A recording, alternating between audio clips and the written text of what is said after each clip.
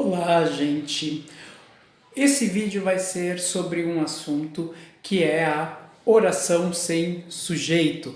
Por quê? Porque a gramática tradicional diz que os dois termos essenciais em uma frase é o sujeito e o predicado. Só que na língua portuguesa nós temos alguns casos em que uma oração, ou seja, uma frase com verbo, ela não tem sujeito ali. Só há uma mera ação sem que haja uma autoria para essa ação. Como assim? Quer ver? Vamos lá então. Vamos pegar umas frasezinhas aqui.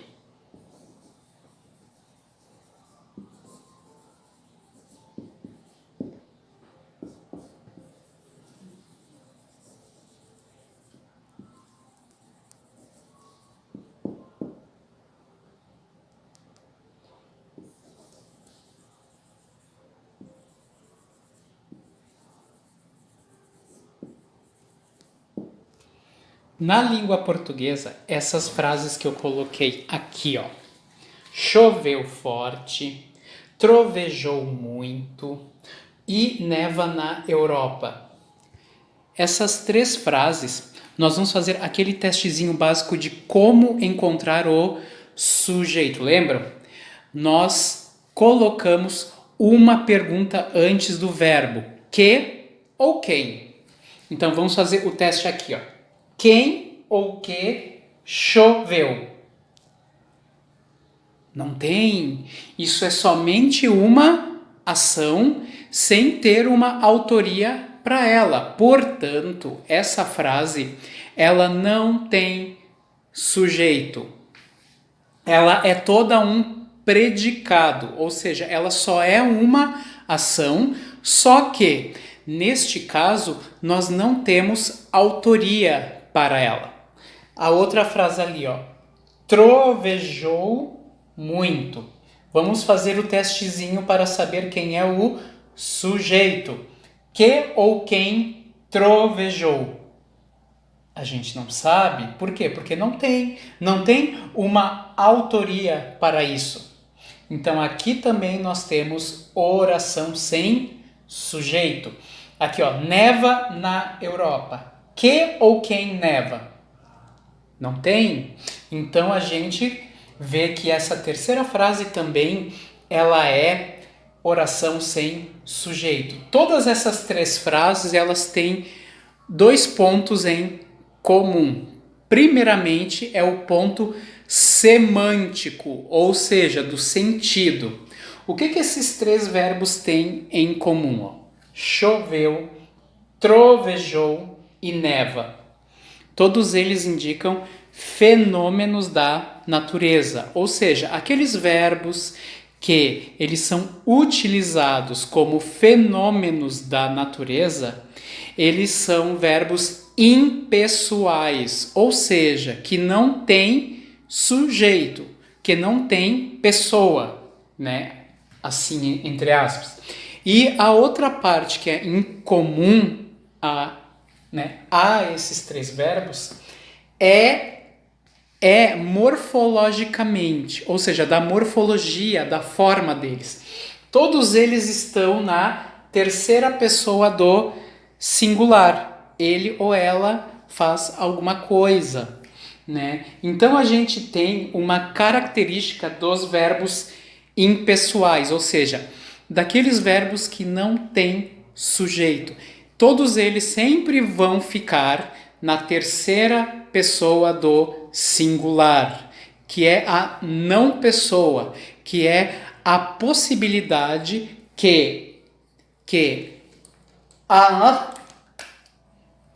a nossa língua tem é de pôr algo que não tem sujeito. Todos esses verbos, então, têm como característica comum estarem na terceira pessoa do singular. Isso é a parte morfológica. E aí a parte sintática, que eles não têm sujeito. Ou seja, não tem uma parte da frase que mande, nesse verbo, que faça com que esse verbo mude, né? Todas essas três frases são frases sem sujeito.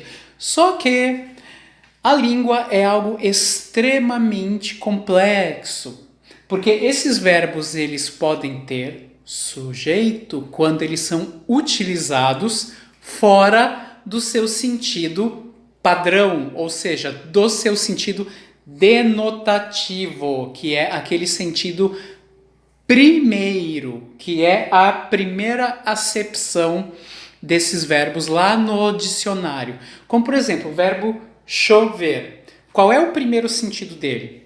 Cair água do céu, né? Então, esse é o sentido denotativo deles, ou seja, é o seu sentido padrão. Agora, a gente pode pegar esse verbo chover e a gente pode utilizá-lo como algo que cai em grande quantidade, né? Não só chuva. Então a gente já o utiliza em um sentido mais amplo, em um outro sentido que é o sentido figurado ou sentido conotativo. Quer ver?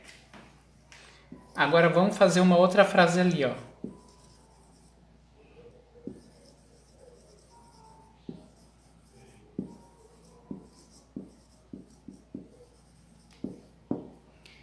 Choveram erros na redação. Aqui a gente tem esse verbo chover, que ele está fora do seu sentido denotativo, do seu sentido padrão, do seu sentido normal. Então, vamos fazer aquela regrinha de como achar o sujeito nessa frase? Vamos lá então. Que ou quem choveram? O que choveram? A resposta para esta pergunta está em erros. Erros, então, é o sujeito dessa frase. Então, como esse sujeito está no plural, esse verbo automaticamente tem que também estar no plural. Por quê? Porque o sujeito manda no verbo da frase. Isso é a concordância verbal, né? Então, a gente tem uma frase que tem esse verbo aqui fora do seu sentido padrão. Portanto, ele pode ter sujeito. Tranquilo?